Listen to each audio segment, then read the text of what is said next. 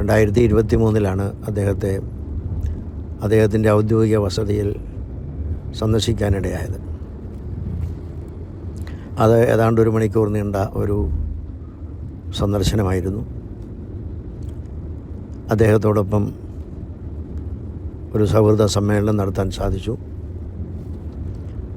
അവിടെയെല്ലാം ചെന്നപ്പോൾ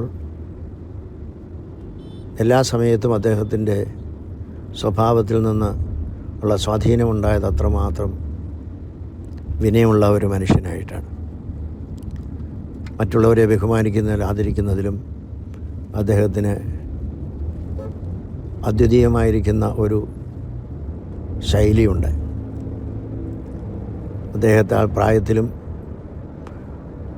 വളരെ ജൂനിയറായിരിക്കുന്നുവെങ്കിലും മലങ്കര സഭയുടെ മാർത്തോമാ ശ്ലീഹായുടെ ശ്ലൈഹിക സംഹാരത്തിലെ പിൻഗാമി എന്നുള്ള രീതിയിൽ തുല്യ പ്രാധാന്യത്തോടു കൂടിയാണ് അദ്ദേഹം എന്നെ സ്വീകരിച്ചത്.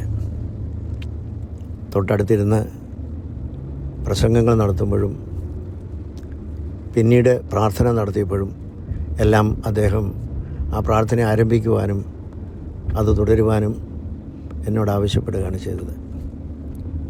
രണ്ടാമതാണ് അദ്ദേഹം പ്രാർത്ഥന നടത്തിയത്. അത് അദ്ദേഹത്തിന് ഉള്ള ഒരു വലിയ ശ്രേഷ്ഠതയാണ്. മറ്റുള്ളവരെ ആദരിക്കുന്നതിലും ബഹുമാനിക്കുന്നതിലും അദ്ദേഹം കാണിക്കുന്ന ആ വലിയ ഔത്സുക്യം നിശ്ചയമായിട്ടും ആരെയും അടാതെ ആകർഷിക്കുന്നതാണ്. അതോടൊപ്പം വളരെ ഹൃദയംഗമായി സംസാരിക്കുന്ന ഒരാളായിട്ടാണ് അദ്ദേഹത്തെ കണ്ടത്. ഞങ്ങൾക്കെല്ലാവർക്കും പ്രത്യേകമായ സംഭാഷണ സൗകര്യം നൽകി. അതോടൊപ്പം തന്നെ അദ്ദേഹം ഒരു ഗിഫ്റ്റായിട്ട് തന്നത് ഒരു കാസയാണ്.